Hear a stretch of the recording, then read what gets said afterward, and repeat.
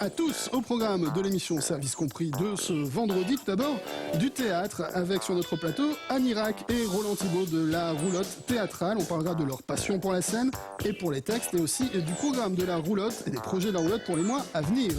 Musique, poésie et émotion, tout ça a fait bon ménage dans le premier album du groupe Canopée dont nous accueillons l'un des fondateurs sur ce plateau. Bonsoir à Maxime Coton. Et puis dans le reste de l'émission, on parlera cinéma en deuxième partie avec Samuel et aussi conso avec Marc Van der Kamen qui est habitué de ce plateau. Voilà donc le programme de Service compris, c'est parti.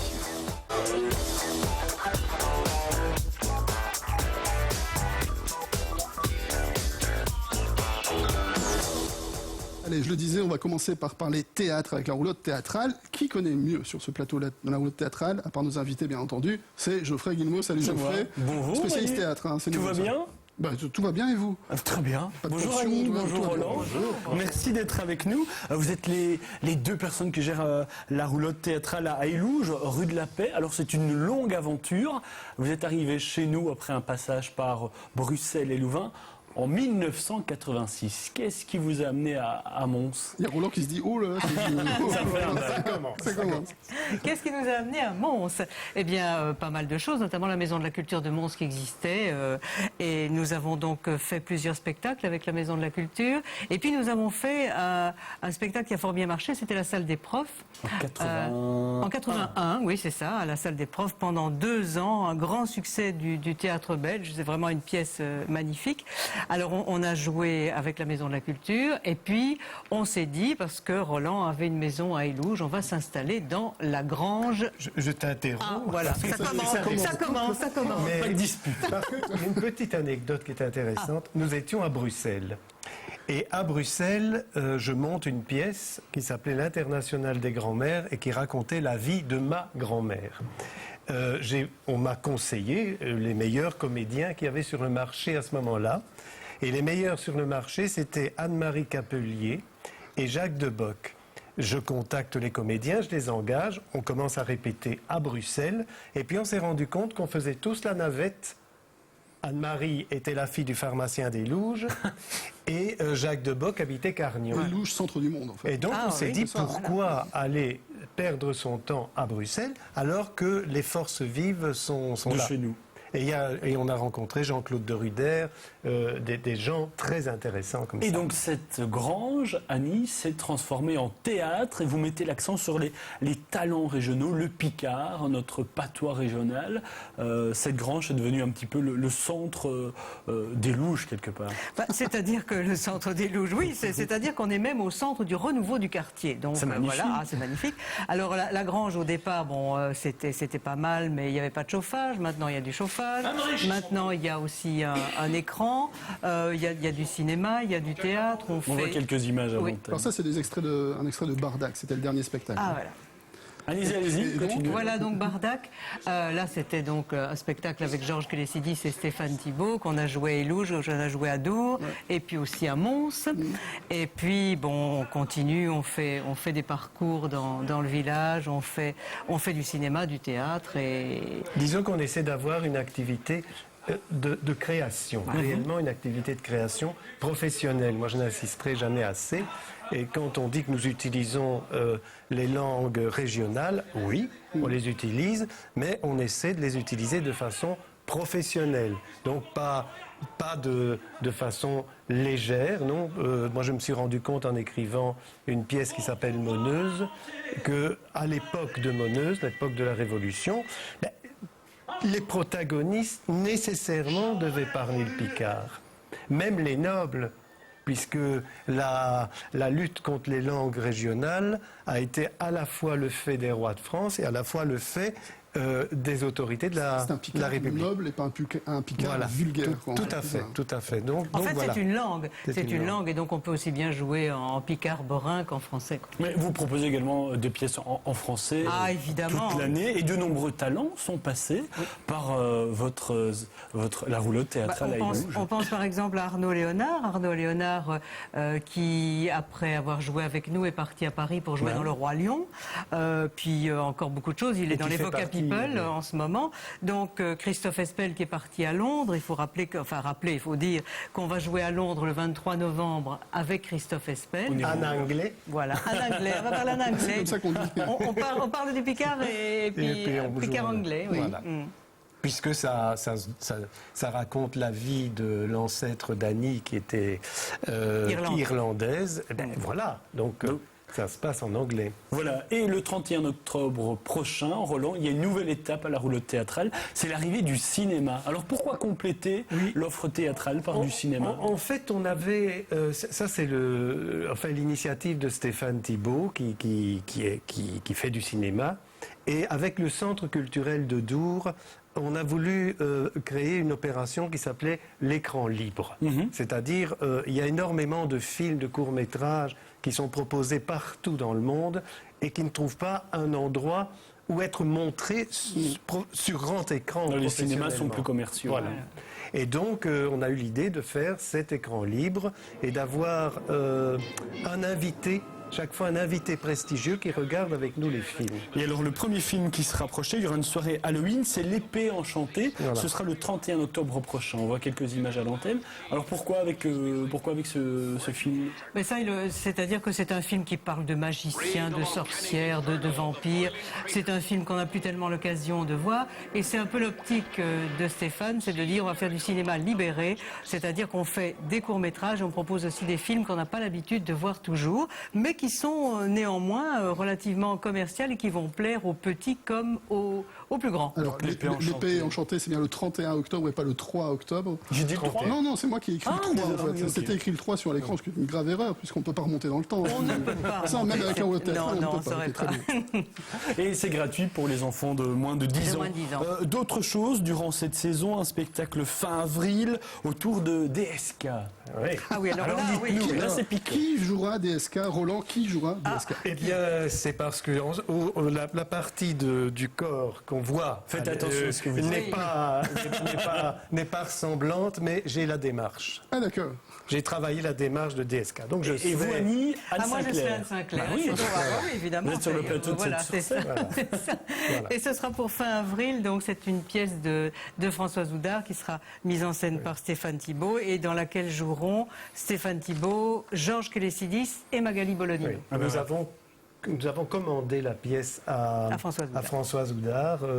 Et elle a, puisque c'est une poétesse aussi, une romancière et une poétesse, et elle a pris le phénomène DSK en disant qu'est-ce qu'il a fait quand il a été bloqué dans son appartement à New York. À New York. Ouais. Là, il a dû retrouver sa famille, retrouver des contacts et affronter sa famille. Cette pression médiatique. Et donc, voilà. C'est là que ça se passe. Quoi. Allez, une dernière question. Est-ce que vous allez refaire Le Crieur ? Parce que ça avait été quand même une belle réussite. Ça avait fait participer la commune, tous les gens. Ça dépendait de Joël Tricard. Tricard, c'était une initiative de Joël, mais qui pour le moment... Mais c'est vrai que c'est tout à fait intéressant de... Alors Le Crieur, on rappelle, c'était des comédiens dans la rue qui criaient les informations. Qui criaient les infos, oui. Les infos, comme vous faisiez auparavant. Voilà. Et en journaliste, donc Joël, qui est journaliste, lui faisait le tri. Enfin, on faisait le rédacteur en chef, et nous, on faisait le micro sans micro, dans les rues. Donc oui, c'est vrai que c'est une belle expérience qu'il faudrait refaire. Allez, appel à Joël Tricard, s'il nous écoute. Voilà. Refais-nous Le Crieur. Voilà. On rappelle l'adresse de la roulotte théâtrale. C'est rue de la Paix 18 à Élouges et il se passe toujours quelque chose à la roulotte théâtrale. Un grand merci à Annie et Roland, et puis vous restez évidemment avec nous au plateau. 065 65 55 92, et puis notez bien l'adresse parce qu'elle est toujours un petit peu compliquée, votre adresse net. Bah oui, roulotte-théâtrale.wifeo.com. Ça c'est le site. C'est le site. roulotte-théâtrale.wifeo.com, et de là on peut trouver tous les contacts, notamment pour téléphoner à Annie Rack. Vous voyez qu'elle est intarissable, donc c'est magnifique. Et Annie, vous avez été parfaite. On a dépassé que de 2 minutes. Il m'a coupé. Oui, il exagère. Il m'a un peu coupé. Il m'a un peu coupé. Alors, vous aurez la parole tout à l'heure encore. On va discuter avec Marc Vanderkamen, et du coup, vous allez avoir la parole, puisque Marc, on va parler des idées reçues ou des légendes urbaines en matière d'alimentation. Tout démarre, si je peux me permettre, d'un anus de cochon. Oui, enfin, c'est un raccourci sémantique. Disons que tout démarre je d'une dis ce que vous m'envoyez, députée, moi. oui, mais une députée européenne qui, manifestement, a voulu faire le buzz. Alors, elle a remis un rapport qui est d'ailleurs très, très intéressant, très complet sur les problèmes, évidemment, de manipulation alimentaire. Et à cette occasion, le journaliste lui a posé la question, mais écoutez, j'ai entendu dire que les fameux calamars à la romana, c'était pas des calamars, c'était des tranches d'anus de porc. Alors, elle a dit, oui, moi aussi, je me suis laissé dire que des gens bien informés étaient au courant que, etc. En fait, ce n'est pas vrai. Alors, ça a été repris par tous les journaux. Tout à fait, Toute la tout à presse, fait. y compris la presse la plus... La plus sérieuse, bien Non, sûr, c'est ça. mais ça Si, fait il y a une sourire. presse sérieuse. Alors je trouve qu'il faut vraiment rétablir l'honneur des calamars, des seiches, des encornés, des chipirones, des supions. Enfin, c'est des scandaleux cochons pour aussi. eux. Pardon ? Et aussi des cochons. Oui, des cochons. Mais enfin, on va commencer par les encornés. Donc, je propose directement d'aller en manger des calamars, par exemple, au persil. C'est délicieux, ça se mange, c'est vraiment l'idéal. En plus, il y en a de trop. Voilà. Donc, on ne va pas supprimer, on n'est pas à manger du thon rouge, etc. Tout à fait. C'est vraiment l'idéal. Mais plus sérieusement, Plus il fallait sérieusement, pas. c'est un problème qui risque d'arriver, qui a déjà pu arriver, le problème de la sécurité alimentaire. Bon. Qu'est-ce qu'on mange? Bon, alors, le problème, il est là. Par contre, s'il n'y a rien du tout concernant les calamars et les anus de porc, on a des problèmes avec le cheval. Vous vous souvenez, les fameuses lasagnes. On avait reçu un boucher chevalin d'ailleurs à Ouais, l'époque. tout à fait. Oui, mais la difficulté fait que c'est encore un problème de traçabilité, comme on a eu le problème de l'huile minérale. Alors l'huile minérale, on ne s'en souvient plus très bien, mais en Belgique, on a eu de l'huile minérale dans la crème glacée. Alors je vous rappelle un petit peu l'histoire. Les Ukrainiens vendent de l'huile, soi-disant de l'huile de céréales, de l'huile de tournesol aux Français. Ouais. Grande marque française, dont je tairai le nom, mais qui commence par le, vous voyez, par Sieur, et ouais. Sieur qui termine par Sieur. Bon, et donc eux ne savaient pas et revendent une partie de leur huile à une société qui s'appelle Unilever. Unilever qui fait entre autres des crèmes glacées dans lesquelles on trouve de l'huile. Et le problème, c'est que Unilever a mis de l'huile dans sa crème glacée, ne sachant pas au départ que c'était de l'huile minérale. Et quand on a découvert le pot au rose, c'était un peu tard. Alors fallait-il détruire toutes les glaces? Ben, on a dit c'est peut-être pas nécessaire, il n'y en a pas beaucoup, etc. Oui, c'est Bon. ça. Bon, enfin, ça fait pas très sérieux. Nous ne sommes pas morts. De l'huile, on en trouvait aussi dans le lait, apparemment. à un moment. Alors, oui, attendez, les petites choses sympathiques. Donc, dans le lait, on trouve de tout. Hein.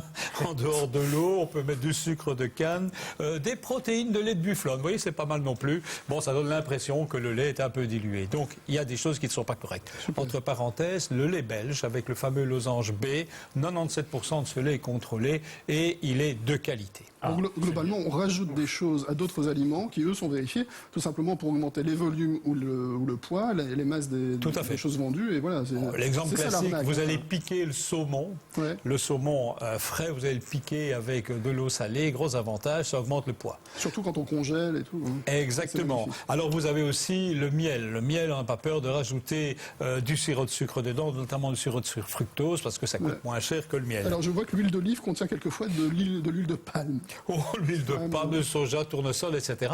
En fait, le problème, c'est que l'huile d'olive coûte assez cher à fabriquer, et donc certains n'hésitent pas à faire quelques mélanges un peu scabreux. Mais c'est totalement illégal, bien sûr. Alors, au niveau du café, attention pour les amateurs de café, ça va vous faire peur. Dans le café, on trouve de la pomme de terre, Oui, jusque-là, mon Dieu.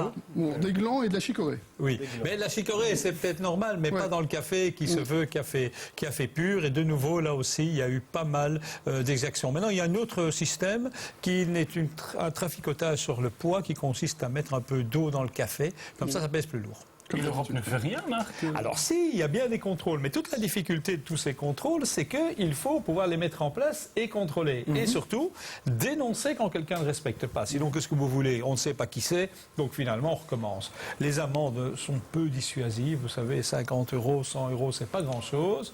Et donc, le danger, c'est que quelqu'un d'autre recommence. Moi, je trouve que le meilleur système pour dissuader, c'est de dénoncer quelle est la société qui a fait ce genre Mais de c'est choses. quand même généralisé, puisque je vois que dans le jus d'orange, on trouve du jus de citron, de raisin ou toutes sortes de jus colorés, et que dans le jus de pomme, on trouve du jus de raisin, du jus d'ananas. Donc on mélange tout avec tout. Et Écoutez, on le vend gros sous- problème, c'est que le jus de raisin C'est du multifruit. est Oui, très c'est bon, ça. oui, mais très bon marché, tandis que le jus de pomme est plus cher, le jus d'orange est plus cher, et donc on a tendance de faire des mélanges. Alors quelquefois dans le thé, on trouve aussi de tout, et Dieu sait s'il y a des thés qui sont très oui. chers quelquefois. Et puis vous avez surtout le thé, ce qui est idéal, c'est vous réutiliser le thé déjà utilisé pour remettre dans du thé. Vous faites sécher, voilà, c'est Oui, parti. c'est ça, il suffit de faire sécher. Mais évidemment, c'est pas acceptable. Et c'est là, à un moment donné, il faut se méfier. et notamment de certains produits très bon marché ou qui ne sont pas étiquetés. Alors, on se méfie aussi, mais ça, tout le monde le sait, de la publicité.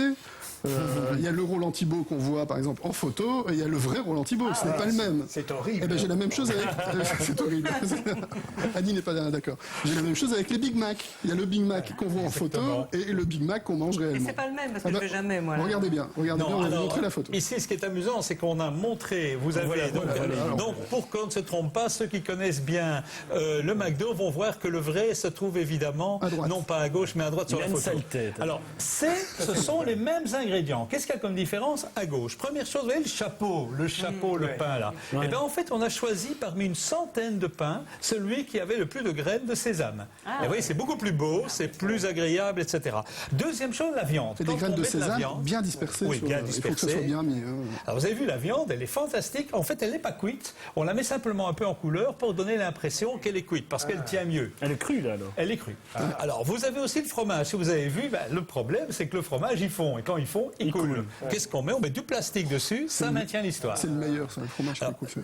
Oui, tout à fait. une autre histoire. Alors, vous avez de la sauce. La sauce, évidemment, pour montrer que c'est beau, on l'injecte à la seringue. Sans compter que la salade, on prend une pince à épiler pour la déposer dessus et on change toutes les 5 minutes. Et donc, vous voyez la différence entre le vrai et le faux. Donc, faites attention. Les photos, évidemment, sont faites par des artistes. Il faut reconnaître, c'est un véritable artiste, celui qui a fait ça.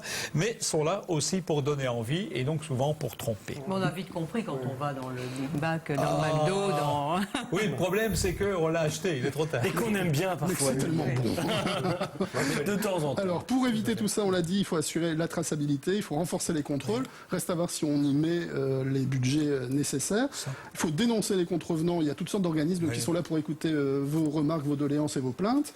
Et surtout, on peut aussi favoriser les produits de saison. C'est le meilleur moyen de ne pas se faire arnaquer. Ben oui, parce que les produits de saison, ils ont un gros avantage. C'est comme ils sont produits sur place, mais on n'a pas le temps de faire tous ces chipotages. Et alors, c'est vrai que bon, on en trouve partout. Bon, on a déjà présenté le site Test for You. Vous vous souvenez, on a présenté ces produits avec des recettes. Ben, faites confiance aux producteurs locaux. Ils ont de très très bons produits. Voilà, conclusion, www.testforyou.be. Vous connaissez l'adresse maintenant. Tous les producteurs locaux sont présents, mais aussi les remarques des consommateurs qui s'inscrivent. Exactement. Tout ce site est absolument gratuit. N'hésitez pas à y mettre vos remarques. Merci, Marc. Merci Marc, mais oui c'est vrai. Nous allons aussi faire nos remarques à Maxime Coton qui est avec nous. Bonsoir Maxime. Bonsoir. Vous venez nous présenter votre projet du nom de Canopée. Alors Canopée, qu'est-ce que c'est la canopée? Attention. Voilà, La Geoffrey. canopée, c'est au-dessus, c'est ce La qu'il y a en haut canopée, des c'est le arbres. sommet des arbres. Logiquement, on peut marcher Pas sur tout la à fait, canopée. pas tout à fait. C'est hein. le- C'est entre les deux, au-dessus de Ah, ok, 30, bien 40 sûr. mètres. hein. Bon, très bien. En tout cas, la canopée, c'est surtout votre projet. Et le nom du premier album, c'est Aveugles éblouis. Le voilà, on va le voir un peu plus grand dans quelques minutes. Comment est-ce qu'on peut résumer ce que vous proposez sur cet album? Parce qu'on n'est pas dans la chanson, on n'est pas dans le slam ni dans le rap, on n'est pas dans la poésie mise en musique, c'est quoi? Ben voilà, vous l'avez bien résumé, on est dans le nini, vraiment. Mais ça n'a pas été une volonté au départ. Au départ, c'est simplement Tom Bourgeois et moi-même qui... on est des amis, on se dit tiens, on va faire quelque chose ensemble, avec la volonté de porter des textes en musique, des textes littéraires, d'une façon qu'on voulait la plus spontanée et la plus simple possible. Mais très travaillé quand même. Mais très travaillée. Ouais. Et inversement, de proposer une musique à tendance jazz, mais qui soit accessible dans un format chanson. Alors le tout accompagné, on va voir quelques images d'un ensemble graphique, puisque l'album en fait est un coffret avec l'album, le CD traditionnel, mais aussi le livret qui contient tous les textes, tous les poèmes. C'est un groupe qui a l'idée Est-ce que vous les appelez des chansons, des poèmes, des textes? Comment vous dites? Au départ, c'est des textes et puis ça devient des chansons. Même Des si- chansons parlées. Des chansons parlées et chantées, puisque dans le groupe, on est 6 et il y a une voix chantée qui reprend certaines parties en les chantant, en faisant des mélodies. Et Maxime, vos titres sont particulièrement longs, parfois 20 minutes. Ah bon? C'est pas un peu long? Ça c'est une mauvaise remarque. Ça, hein. Oui, C'est qu'il n'était pas emballé. c'est le dernier, il fait 9 minutes, c'est celui qu'on entend là. C'est la plage de fermeture de l'album qui ouvre un peu, j'espère, et qui donne envie de recommencer quitter au votre début. univers Voilà. Mais sinon, les plages aussi entre 3 et 5 minutes. Ouais. Mais là, à la fin, on prend le temps de s'évader. Les thèmes que vous abordez dans les textes restent quand même des thèmes tout à fait, j'allais dire, classiques. Amour, trahison, amitié. Voilà, consommation, monde de consommation, Ouais. oui, tout à fait. Voilà, on n'a pas envie de s'extraire du monde. On vit dans le quotidien, dans le présent. C'est simplement la manière de traiter et d'aborder ces thèmes qui, je pense, est singulière. Très bien. On va écouter un premier extrait de l'album Aveugles plaisir. éblouis, puis on continue à parler de Canopée juste après ça. À tout de suite.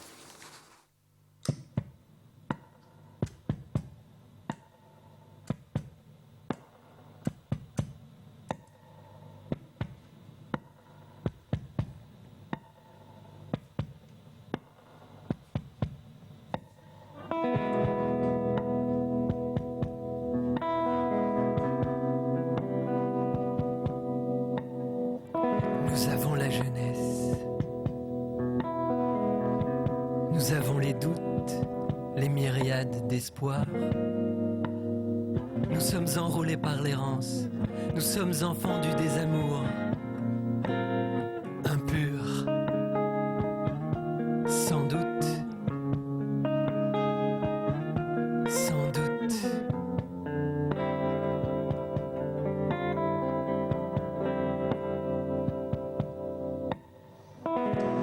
Nous portons le siècle langui. Nous portons les utopies bouchées. Nous écoutons les révoltes, les langues détruites. Nous écoutons encore l'aube, impure, sans doute, impure.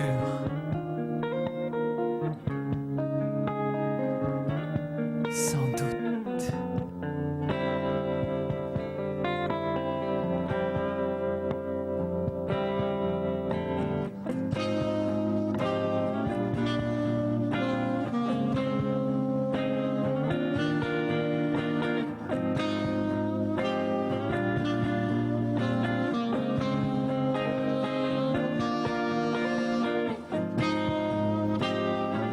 Nous voyons l'impuissance des mégapoles.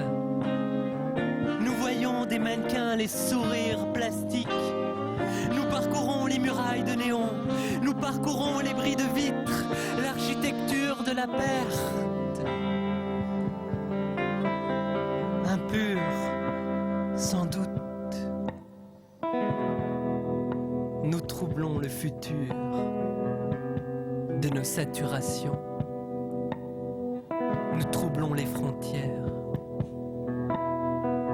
Nous portons les vagues, leurs remous. Nous portons les prémices d'une voie nouvelle, impure, sans doute, impure, sans doute. Nous blessons les faux semblants, l'inertie, les pâles fatalités. Nous blessons ceux qui nous nient de parfait, d'accompli. Car par chance, nous sommes impurs. Car par chance, nous sommes impurs.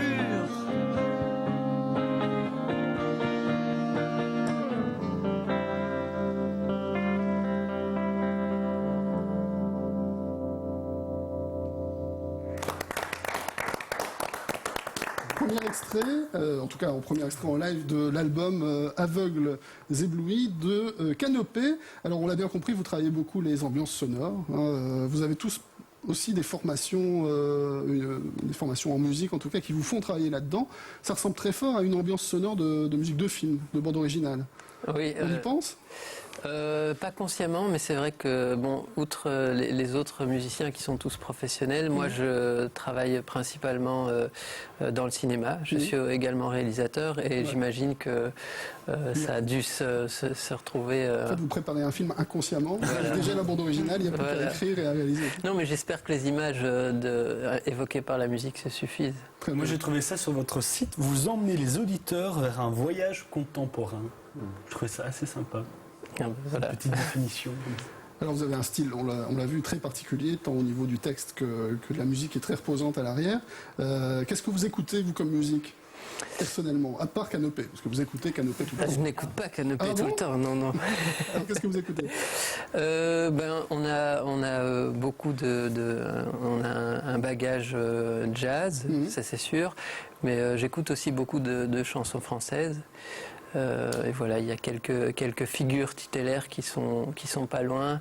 Je pense à Alain Bachung, mais aussi à Léo Ferré, qui pour moi est vraiment une grande... On remarque l'influence de Léo Ferré. Une grande référence, un maître vraiment, voilà, un maître, mais dans le bon sens du terme, quelqu'un qui je pense a montré qu'on pouvait mettre de la poésie en musique et faire en sorte que ça conserve sa densité, mais en permettant que l'impact soit direct. Mais l'aller-retour poésie-musique existe depuis l'origine de l'être humain. Et d'ailleurs, quand on travaille sa voix, on en fait de la musique à un certain moment. Donc cette relation c'est plus rare d'entendre de la poésie mise en musique comme ça, sans vouloir coller sur le rythme, ou avec juste des points de départ, sans vouloir après slammer ou rapper, puisqu'après on arrive dans ces jolies dérives-là. Mais enfin, c'est un jeu qui a toujours existé et qui est fascinant.